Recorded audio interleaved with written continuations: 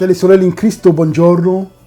Continuiamo la nostra serie che abbiamo iniziato sul libro della Genesi e continuiamo con lo stato dei morti. E per iniziare vi invito a pregare con me. Padre, ti ringraziamo per questo momento. Grazie per il tuo Spirito Santo. Nel nome del tuo Figlio Gesù. Amen. Nell'ultima puntata abbiamo parlato sempre dello stato dei morti. Abbiamo visto quanto Dio è meraviglioso. Abbiamo spiegato cos'è l'anima.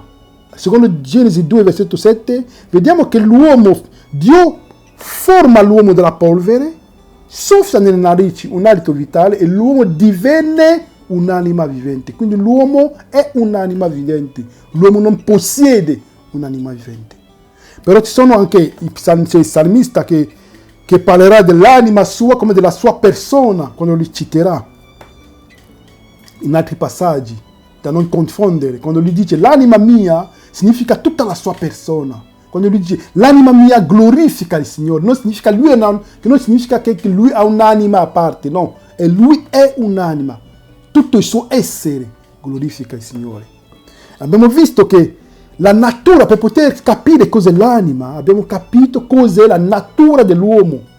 Cos'è la natura dell'uomo? L'uomo è polvere. Genesi 3, versetto 17 a 19, quando Dio dice sei polvere, in polvere ritornerai. Abbiamo visto anche in Genesi 18, quando Abramo prega Dio, lui dice che è solo polvere. Abbiamo visto nel Salmo 104, nel Salmo 140, abbiamo in Ecclesiaste 12, Ecclesiaste 9, che l'uomo è polvere e ritorna alla polvere. Che Dio nel Salmo 140, vediamo come Dio, 104, quando l'uomo, Dio toglie il suo spirito, le creature muoiono. Ma lui, quando dà il suo spirito, c'è la creazione. Due cose diverse. Non c'è un rapporto fra la luce e le tenebre. La morte è morte, la luce, la vita è vita. Non c'è un rapporto fra i due. Quindi quando si dice che quando uno muore, qualcuno muore, il suo spirito è da qualche parte, non ha senso. Oggi lo spiegheremo meglio. Abbiamo visto che quando l'uomo muore, come Gesù Cristo, lui dice in Luca 23, Padre, nelle tue mani rimetto il mio spirito. Perché lui sa, Gesù Cristo ha studiato quanto umano anche lui la Bibbia. Lui l'ha studiata la Bibbia. È per quello che poteva rispondere al nemico in Luca 4, sta scritto. Anche lui lo sa, Gesù Cristo ha letto, ha studiato le scritture. Genesi 2, versetto 7, che l'uomo, quando Dio soffia nell'uomo, lui diviene un'anima vivente. È per quello che lui dice in Luca 23, Padre, fra le tue mani rimetto il mio spirito. E Gesù Cristo deve morire realmente, se no potremo chiedere dove è l'agnello? Avremo bisogno di un altro agnello. E oggi continueremo e vedremo che ci fu una battaglia in cielo. Abbiamo visto che Satana è stato cacciato via dal cielo, vedremo che Satana è stato cacciato via dal cielo. E lui, abbiamo visto che Satana, il suo proposito era diventare come Dio, innalzare il suo trono al di sopra dei troni di Dio. È per quello che lui dice in Isaia 14. E visto che era questo che ha causato la caduta di Lucifero, lui l'ha proposto ai nostri primi genitori, che sono Adamo ed Eva. Visto che quello che aveva causato la sua caduta l'ha proposto e ha funzionato, è quello che funziona anche oggi, lo propone anche ai nostri fratelli, alla gente del mondo, ai cristiani che pensano che quando si muore si va da qualche parte e si continua a vivere. E questa è la base dello spiritismo moderno. Il fatto di credere nell'immortalità naturale dell'anima e creare la base per una falsa dottrina che è lo spiritismo. È su questo che Satana si baserà per sedurre la gente. E noteremo che Satana è stato cacciato via dal cielo. In Genesi, in Apocalisse 12, da 7 a 9, versetto 12 è scritto: e ci fu una battaglia nel cielo. Michele e i suoi angeli combatterono contro il dragone. Il dragone e i suoi angeli combatterono, ma non vinsero, e per loro non ci fu più posto nel cielo. Il grande dragone, il serpente antico che è chiamato Diavolo e Satana, il seduttore di tutto il mondo, fu gettato giù. Fu gettato sulla terra e con lui furono gettati anche i suoi angeli. Perciò rallegratevi, o cieli, e voi che abitate in essi.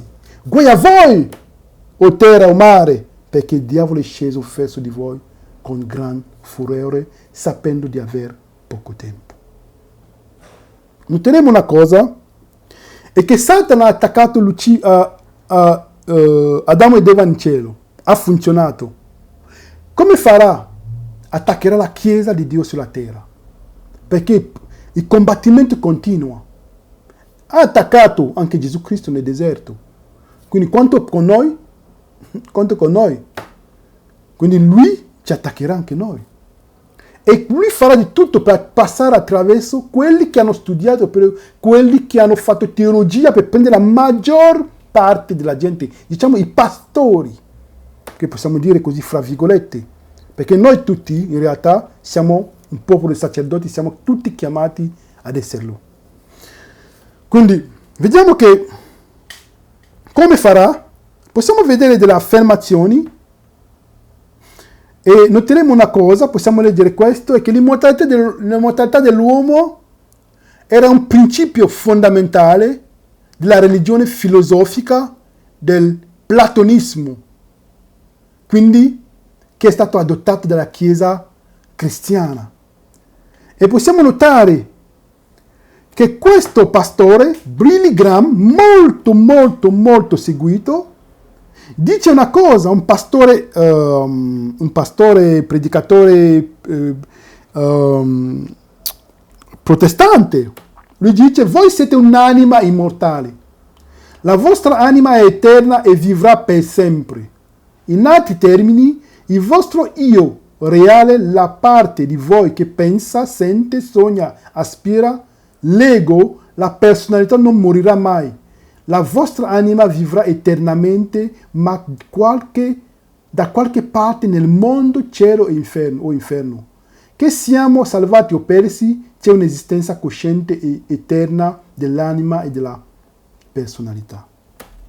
Quindi vediamo che questo pastore è molto seguito. Lui dice che voi siete un'anima immortale, ma cosa dicono le scritture? Cosa dicono le scritture?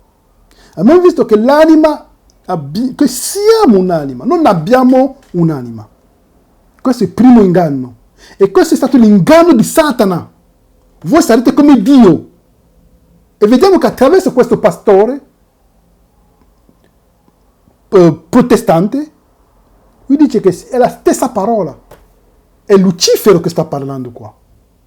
Ricordiamoci quando Gesù non è un insulto, perché ricordiamoci, sempre sulla base delle scritture, perché noi quando parliamo possiamo dire che insultiamo, no, non insultiamo nessuno, però sulla base delle scritture la parola di Dio deve essere difesa.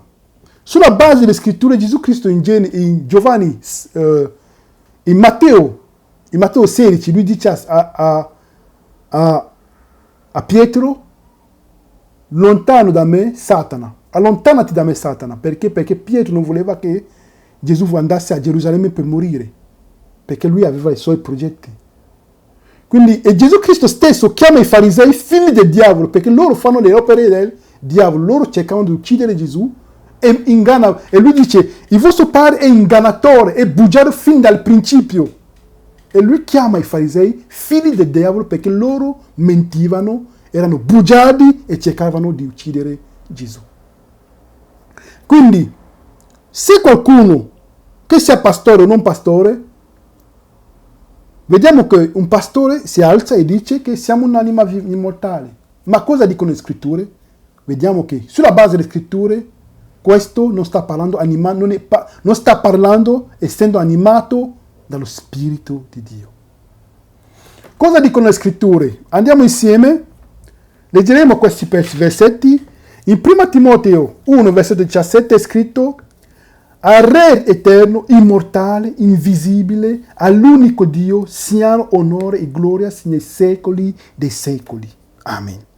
All'unico immortale. All'unico Dio.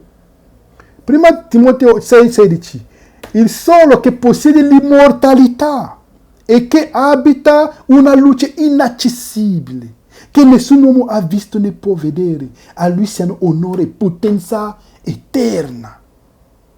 Quindi noi non possiamo, e se non siamo immortali, il pesce del mare ha bisogno dell'acqua e l'uomo ha bisogno della presenza di Dio per avere la vita in sé.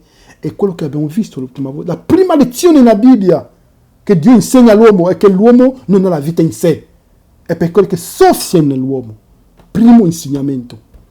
Non è la vita in sé. Tu devi dipendere da me perché sono la vita. Non siamo la vita, non abbiamo la vita in noi, se non è Gesù che la dà. Perché noi siamo i tralci e lui è il cepe. E quando otterremo l'immortalità, abbiamo qua in 1 Corinzi 15, da 51 a 53. Ecco, io vi dico un mistero, non tutti morremo, ma tutti saremo trasformati in un momento, in un batter d'occhio al suono dell'ultima tromba. Perché la tromba squillerà e i morti susciteranno i morti risusciteranno incorruttibili e noi saremo trasformati. Infatti bisogna che questo corruttibile rivesta l'incorruttibilità e questo mortale rivesta l'immortalità. Quando otterremo l'immortalità, 1 Corinzi 15 da 51 a 53, quando Gesù torna. Punto. Quindi Billy Graham, questo pastore protestante, sta mentendo. Perché sta parlando non sulla base delle scritture, ma sulla base di quello che il serpente ha detto alla donna. Non morirete affatto. Questo è l'inganno di Satana. E finché penseremo che non siamo mortali, non potremo sviluppare mai la fede che piace a Dio. Ricordiamoci la preghiera di Abramo. In Genesi 18, Abramo è il nostro padre nella fede e Abramo, sulla base delle scritture, riconosce che è polvere. Non riconosce che è un'anima da qualche parte. Non dite che sono il soffio, no. Polvere. Ok. Continuiamo. Abbiamo visto che in Ezechiele 18 a 20 la persona che pecca è quella che morirà. Romani 6,23, perché il salario del peccato è la morte, ma il dono di Dio è la vita eterna in Gesù Cristo. Quindi è chiaro che quando moriamo. Non c'è vita, non può essere un rapporto fra luce e tenebre, fra Cristo e Belial. E in Atti 2 da 29 a 29, 34 a 35 è scritto chiaramente che Davide morì e fu sepolto e la sua tomba si trova in mezzo a loro. Si trovava in mezzo a loro. Quindi siamo chiari che l'uomo quando muore, il suo spirito torna a Dio, la polvere torna nella terra. Siamo chiari su una cosa, in 1 Timoteo abbiamo visto 2 testimoni, che solo Dio è immortale.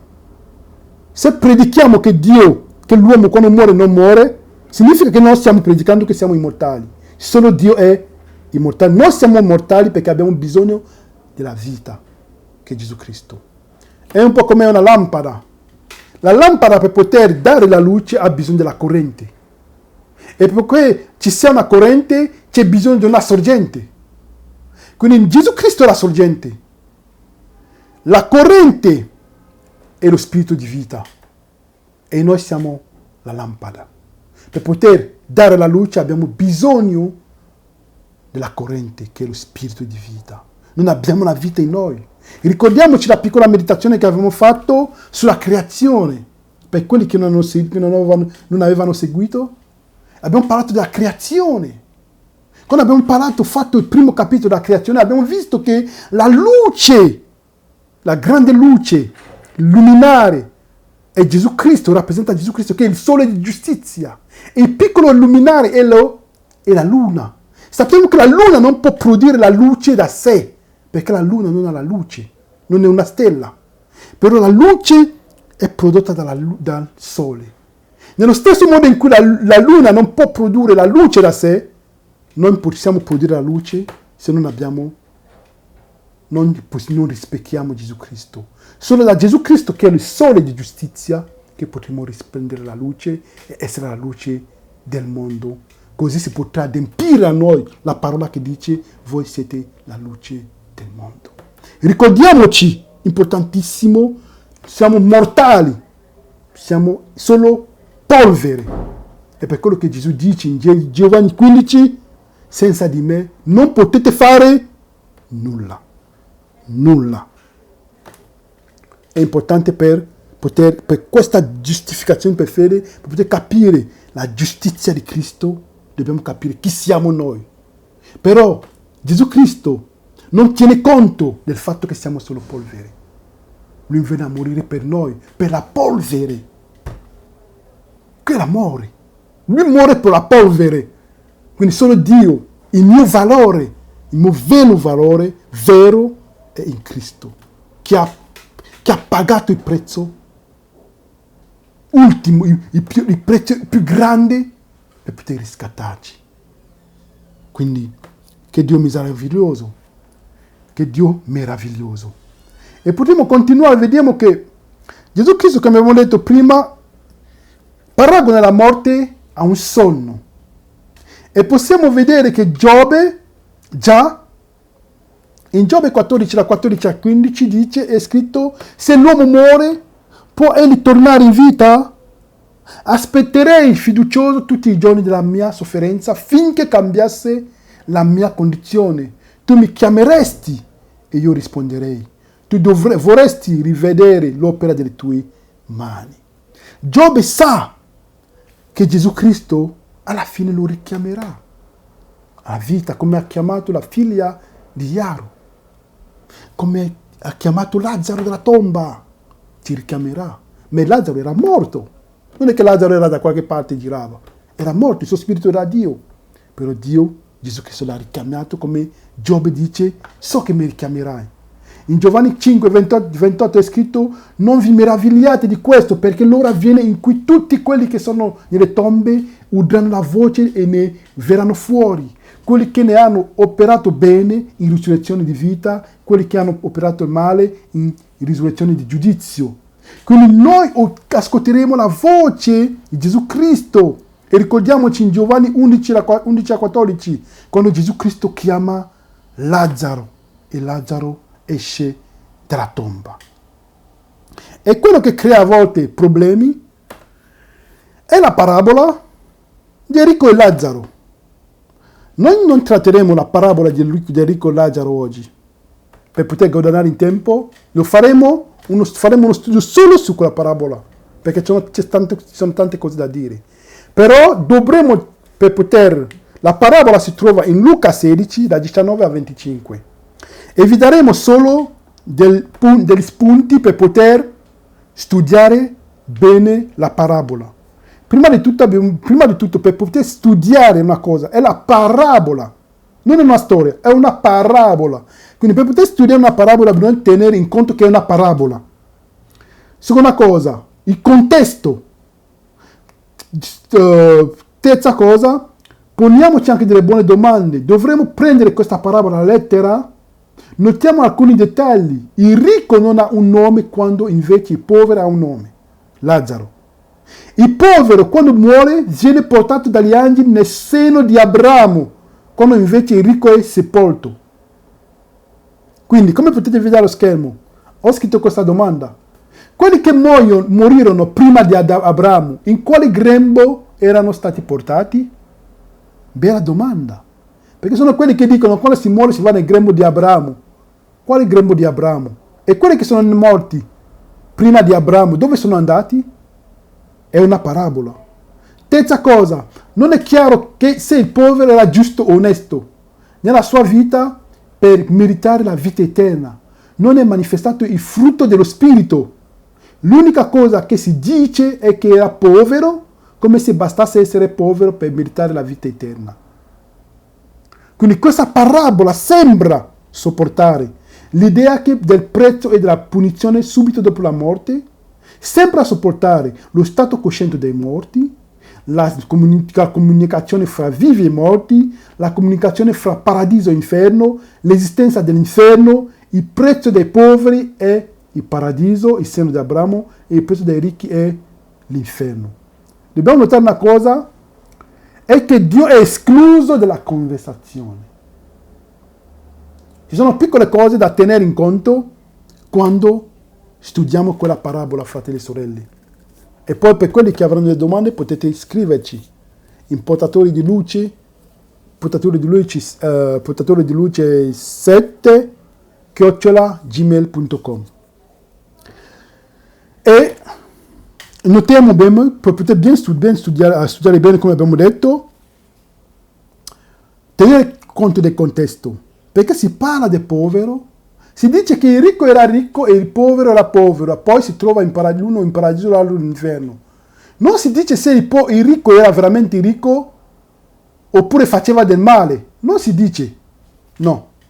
Il povero, non si dice che il povero ha fatto del bene, si dice solo, se leggete bene vedete che, allora Abramo dice, tu ricco hai ricevuto i beni nella tua vita e il povero ha ricevuto delle disgrazie, e per quello adesso è qui con noi.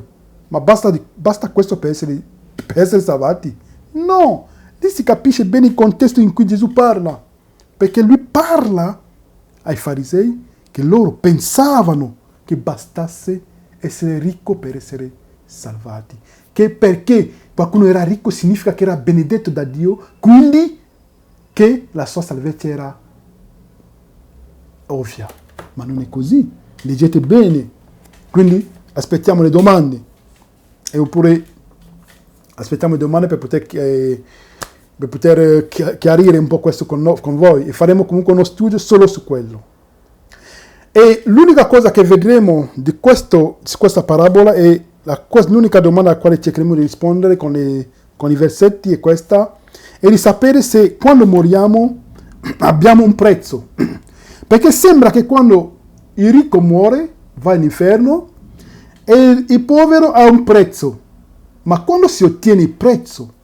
Quando si otterrà il prezzo? Abbiamo nelle scritture, in Matteo 16:27 è scritto, perché il figlio dell'uomo verrà nella gloria del Padre suo, con i suoi angeli, e allora renderà a ciascuno secondo l'opera sua. Il figlio dell'uomo verrà nella sua gloria, nella gloria del suo Padre, alla fine. Allora renderà a ciascuno secondo l'opera sua. Quindi vediamo che non ha senso di dire che il povero muore e va in paradiso. Prima del giudizio, quando Gesù Cristo non è ancora, il figlio dell'uomo non è ancora venuto per dare a ciascuno secondo la sua opera. Quindi vediamo che il prezzo si ottiene alla fine. In Matteo 25, 31 a 34, quando il figlio dell'uomo verrà nella sua gloria con tutti gli angeli, prenderà posto sul suo trono glorioso e tutte le genti saranno riunite davanti a lui, e egli separerà gli uni dagli altri come il pastore separa le pecore dai capri. Metterà le pecore alla sua destra e i capri alla sinistra. E allora il re dirà a quelli della sua destra: venite voi, i benedetti del Padre mio, e ereditate il regno che vi è stato preparato fin dalla fondazione del mondo. Vediamo chiaramente che l'eredità alla fine lui metterà pecore di qua, capri di là, a sinistra, alla sua destra, porterà ciascuno secondo le sue opere. Alla fine abbiamo tanti. In Apocalisse 22:12, ecco, sto per venire e con me avrò la ricompensa per dare a ciascuno secondo le sue opere. Giovanni 5:28-29, non vi meravigliate di questo, perché l'ora viene in cui quelli che sono nelle tombe udranno la voce e ne verranno fuori, quelli che hanno operato bene in risurrezione di vita e quelli che hanno operato male in risurrezione del giudizio. Più chiaro di così, fratelli. Non vi meravigliate di questo, perché l'ora viene in cui tutti quelli perché l'ora viene in cui tutti quelli che sono nelle tombe udranno la voce e ne verranno fuori. Quelli che hanno operato bene, illusione di vita, e quelli che hanno operato male, illusione del giudizio. Il giudizio è la fine. Quindi, vediamo che fratelli e sorelle, alla fine si dà il prezzo, non prima. Quindi leggete ancora bene. Studiate, non leggiamo solo, studiate ancora bene la parola del ricco e Lazzaro. Vedete che è una parabola prima di tutto, che è più profonda di quello che pensiamo, perché Gesù Cristo voleva rispondere a una cosa precisa, secondo il contesto di come pensava la gente. Adesso cerchiamo di rispondere a questa domanda: cos'è l'inferno? Per andare verso la fine. Cos'è l'inferno? Ci sono quelli che dicono: sono stato in inferno, ho visto Gesù Cristo che mi ha portato, mi ha fatto vedere Michael Jackson che piangeva, mi ha fatto vedere quello che piangeva, quello che suonava al pianoforte, le sue mani si sgrottolavano. Ma dove è scritto nelle scritture? Sulla base dell'esperienza. Sulla base dell'esperienza. Cosa dicono le scritture dell'inferno? Solo che Gesù Cristo parla dell'inferno, parla della Gehenna. E questo è che è molto un po' strano. Sembra non comprensibile. Vediamo che Matteo 5,22 è scritto: ma io vi dico, chiunque si adira contro il suo fratello sarà sottoposto al tribunale. E chi avrà detto a suo fratello Raka sarà sottoposto al Sinedrio. E chi avrà detto pazzo sarà condannato alla Gehenna del fuoco. Quindi vediamo che Gesù Cristo parla della Gehenna di fuoco. Come mai? Come mai Gesù Cristo parla della Gehenna di fuoco? Vediamo anche che in Matteo 5, il versetto 29, è scritto: se dunque il tuo occhio destro ti fa cadere in peccato, cavalo e gettalo via da te, poiché è meglio per te che uno dei tuoi membri perisca piuttosto che vada nella Gehenna tutto il tuo corpo. Gesù Cristo parla della Gehenna. Questo può prestare a confusione. Ma cos'era la Gehenna? Vediamo un po' in Wikipedia, è scritto: la Gehenna o Gaena è una piccola valle scavata dal torrente Innon sul lato sud del monte Sion. Il nome deriva dall'ebraico Gen Innon, che significa valle di Innon. Sion è il rilievo montuoso su cui fu fondata la città di Gerusalemme dal popolo dei Gebusei. Il re Davide lo conquistò e ne fece la sua capitale. Attualmente la valle è completamente costruita e contiene uno dei quartieri più poveri di Gerusalemme. Cos'era la Gehenna? Vediamo un po' la Gehenna in nostri tempi. Questa è la Gehenna nei nostri tempi. Questa è la valle di cui parla Gesù Cristo nei versetti che abbiamo letto prima. E come abbiamo detto, quando Gesù Cristo parla della Gehenna, si può prestare a confusione. Pensare che c'è una Gehenna dove la gente muore e soffre in eternità. Ma vediamo ancora, continuiamo sempre, vediamo che anche le scritture, fuori dalle scritture ci sono delle fonti.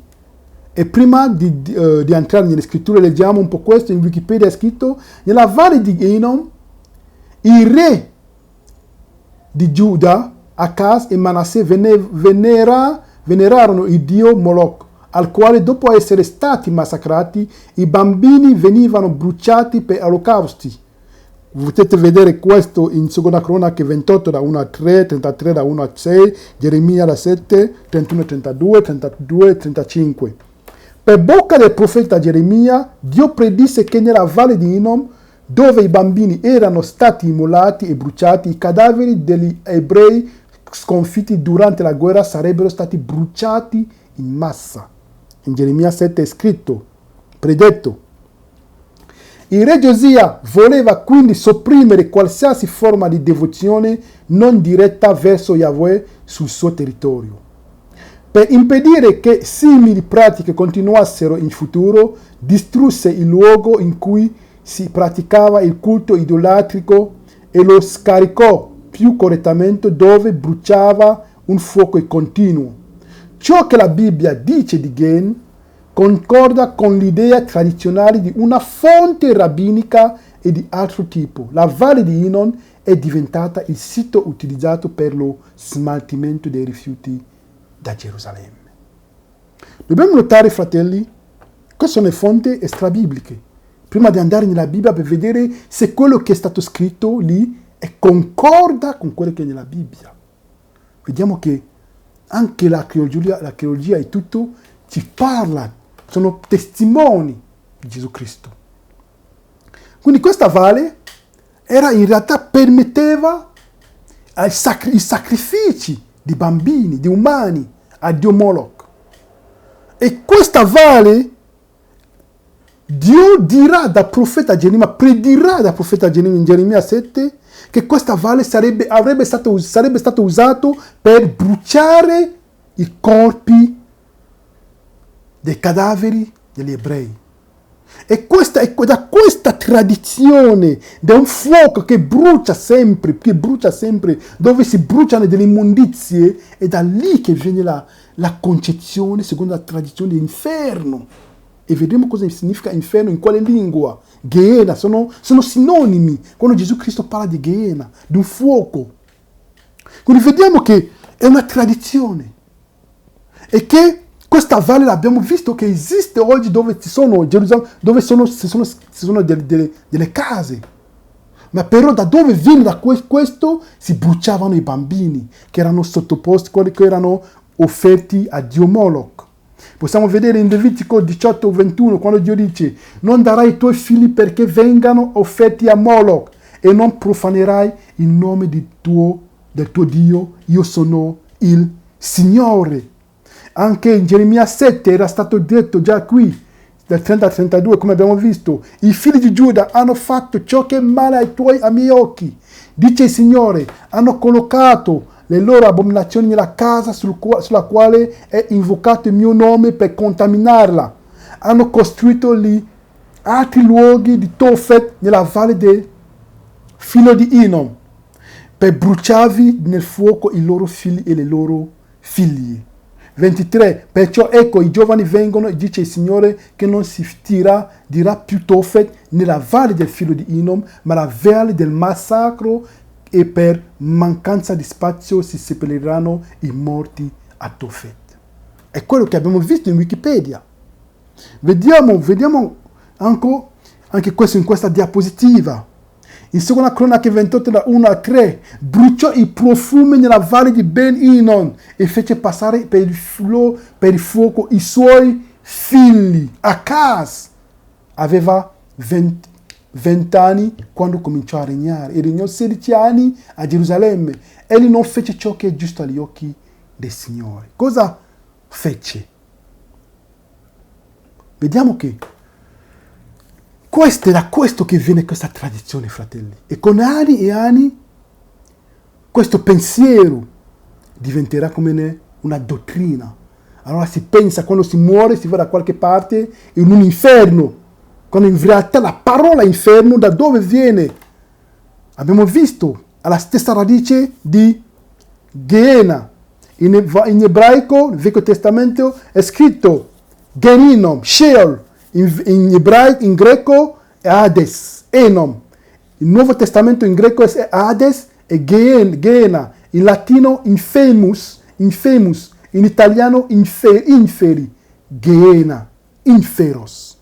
Quindi fratelli e sorelle, se non andiamo a studiare, cadremo nella trappola del nemico. E ci farà pensare che diventeremo come Dio. Perché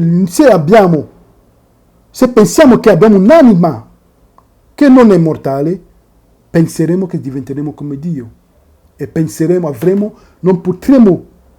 non possiamo combattere e rifiutare questa falsa dottrina. Vediamo da dove viene questa parola inferno. Inferos, da dove viene Gehenna, e vediamo che nelle scritture vediamo adesso cosa significa fuoco eterno. Cos'è la parola fuoco? Vediamo un po', in Apocalisse 20, versetto 10 è scritto: e il diavolo che le aveva sedotte fu gettato nello stagno di fuoco e di zolfo, dove sono anche la bestia e il falso profeta, e saranno tormentati giorno e notte nei secoli dei secoli. È questa parola, dei secoli, che fa pensare alla gente, che la gente brucerà nei secoli e secoli non finirà mai, quindi che il male in realtà non finirà, che il peccato che non finirà, il dolore non finirà. È questo che dice la Bibbia. Questo è il carattere del nemico. Il nemico ha fatto passare Dio per un Dio cattivo, ha ostacolato, ottenebrato il suo carattere, quando in realtà questo è il carattere del nemico. Non è il carattere di Dio, è il carattere di Satana, di far pensare che Dio è così. Dove è la giustizia di Dio in questo? Immaginiamo qualcuno vive 20 anni, 30 anni, muore e va in un fuoco che non finirà di bruciare. Ha un senso? Non è giusto. Perché ho vissuto 20 anni, dovrei bruciare per eternità? Non è secondo il carattere di Dio. Riflettiamo, fratelli. È il nemico, Satana, che fa passare Dio per un Dio cattivo. Quindi saremo in paradiso con Dio e sentiremo le voci dei nostri fratelli in inferno che stanno bruciando. Ha un senso? Il paradiso in quel momento sarà ancora paradiso? No, non è questo il nostro Dio. Quindi abbiamo visto cos'è l'inferno, da dove viene la parola inferno. Quando Gesù parla, i suoi interlocutori capiscono la Gehenna, cos'è la Gehenna. È un posto di immondizia dove si bruciavano le cose, dove prima si bruciavano, facevano i sacrifici dei bambini, poi sacrifici dei cadaveri, poi dove si bruciava l'immondizia. E questa è un'immagine. E qua in Apocalisse ti dice: e saranno tormentati giorno e notte dei secoli nei secoli. La gente pensa che su questa base, sulla base di questo versetto, che l'uomo brucerà per sempre. Cosa dicono le scritture? Per capire meglio andiamo in Giuda. Nel libro di Giuda, vediamo che in Giuda 5, da 5 a 7 è scritto: ora voglio ricordare a voi che avete da tempo conosciuto tutto questo, che il Signore, dopo aver tratto in salvo il popolo dal paese d'Egitto, fece in seguito perire quelli che non credettero. Egli ha pure custodito nelle tenebre e in catene eterne per il gran giorno del giudizio gli angeli che non conservarono la loro dignità e abbandonarono la loro dimora. Quindi in realtà questo fuoco è stato riservato per gli angeli caduti. Allo stesso modo Sodoma e Gomorra e le città vicine che si abbandonarono come loro alla fornicazione e ai vizi contro natura sono date come esempio, portando la pena di fuoco eterno. Fermiamoci qua. Vediamo, fratelli. Vediamo un po'. Vediamo. Lui parla, versetto 6. Lui parla del gran giorno del giudizio. Quando sarà il gran giorno del giudizio? E adesso? No. Gli angeli conservarono, quindi fai il paragone, fai il gran giorno del giudizio e la fine di Sodoma e Gomorra. Qual è il rapporto fra il gran giorno del giudizio e la fine di Sodoma e Gomorra? Qual è il rapporto? Il rapporto a quello che stiamo dicendo. Perché stiamo cercando di rispondere alla domanda: cosa significa fuoco eterno? Dei secoli. Allo stesso modo, Sodoma e Gomorra e le città vicine che si abbandonarono come loro alla fornicazione e ai vizi contro natura sono date come esempio. Per quanto tempo? Per il tempo della fine, il tempo del gran giorno di Dio, portando la pena di un fuoco eterno. Quindi se Sodoma e Gomorra sono un esempio per il tempo della fine, per il gran giorno di Dio, Sodoma e Gomorra oggi esistono ancora? Sodoma e Gomorra, se andiamo a Sodoma e Gomorra, c'è un fuoco lì che brucia? No, non c'è un fuoco lì che brucia. Però era un fuoco eterno che ha bruciato Sodoma e Gomorra. Perché il fuoco eterno ha caratteristica di Dio. Viene con la caratteristica di Dio che è l'eternità. Quindi Dio è un fuoco che esce per un proposito, per uno scopo e non si spegne finché non ha giunto il suo scopo. È per questo che si chiama fuoco eterno. È un fuoco che esce per uno scopo e non si spegne finché non ha adempiuto ciò per cui Dio ha mandato il fuoco. È per questo che si chiama fuoco eterno. Quindi a Sodoma e Gomorra oggi, se andiamo lì, non c'è un fuoco che brucia.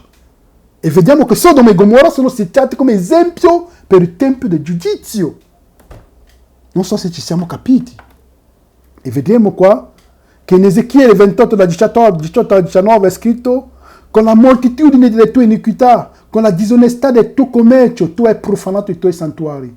Perciò io faccio uscire in mezzo a te un fuoco che ti divori e ti riduco in cenere sulla terra.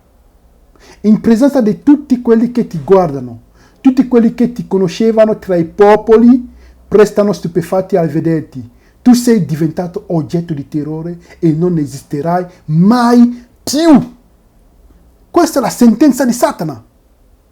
Ezechiele 28, vi ricordate? Dove si parla di Lucifero. Non esisterà mai più. Ti riduco in cenere sulla terra. Sulla terra ti riduco in cenere e non esisterà mai più. Questa è la fine di Satana, è la purificazione della terra. Quando Dio dirà: io farò nuovi cieli e nuova terra. Se Satana non esiste più, la tentazione non c'è più, il male non c'è più, la morte non c'è più, il pianto non c'è più, il dolore non c'è più. E questa è la buona notizia di questa novella. Ma Satana porta avanti questo falso Vangelo dell'inferno per far vedere un falso carattere di Dio, che non è quello di Dio, del nostro Dio amorevole, buono. Malachia 4, da 1 a 3. Poiché, ecco, il giorno viene ardente come una fornace. Allora tutti i superbi e tutti i malfattori saranno come stoppia. Il giorno che viene li incendierà, dice il Signore, e degli eserciti, e non lascerà loro né radice né ramo. Leggiamo bene. Ma per voi che avete timore del mio nome, spunterà il sole di giustizia, Gesù Cristo. La guarigione sarà nelle sue ali. Voi uscirete e salterete come vitelli fatti uscire dalla stalla. Voi calpesterete gli empi, che saranno come cenere sotto la pianta dei vostri piedi e nel giorno che io preparo, dice il Signore degli eserciti. Che bella notizia. Quindi dice: il giorno del Signore viene ardente come una fornace. Gli superbi malfattori saranno bruciati. Per quanto tempo saranno bruciati? Non lo sappiamo, ma non è per l'eternità. Una cosa è certa. Saranno bruciati da un fuoco eterno, come Sodoma e Gomorra sono stati bruciati da un fuoco eterno, ma non è per l'eternità. Non è che saremo in cielo e penseremo a un nostro parente che sta bruciando per l'eternità. No. E cammineremo sulle ceneri. Cosa abbiamo letto primariamente? In Ezechiele 28, versetto 18, ti riduco in ceneri sulla terra, Satana. E cosa capiterà? In Malachia 4, da 1 a 3, voi calpesterete gli empi che saranno come cenere sotto la pianta dei vostri piedi. Che bella notizia. Che bella notizia. Quindi la morte, dove sarà la morte? Potremmo dire: o morte, dove è la tua vittoria? Dove è la tua vittoria? Continua a parlare, morte, perché Gesù Cristo avrà vinto la morte.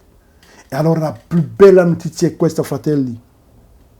Quello che ci vuole far nascondere Satana con questa falsa dottrina dell'immortalità dell'anima dell'uomo.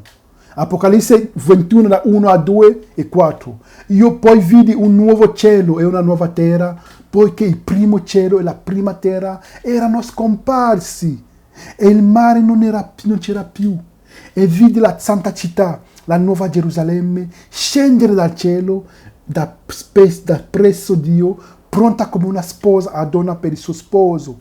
E li asciugherà ogni lacrima dai loro occhi e non ci sarà più la morte, né cordoglio, né grido, né dolore, perché le cose di prima sono passate.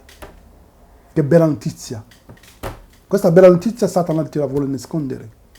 È per quello che la gente predica, 80% dei cristiani predicano questo, che l'uomo quando muore va da qualche parte.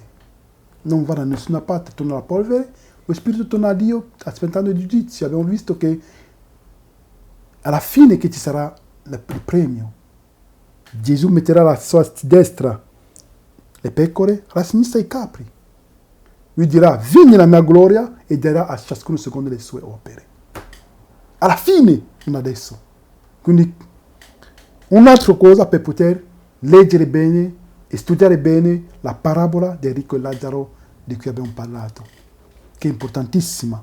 Satana vuole far passare il Dio buono per un Dio cattivo, perché questo è il suo carattere, è cattivo. Però Dio ci dice nella sua parola, e Apocalisse 21, da 1 a 2 e 4.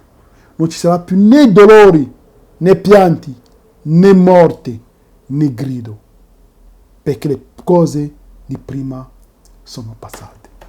Questa è la bella notizia del Dio d'amore, perché Dio è amore. Amen.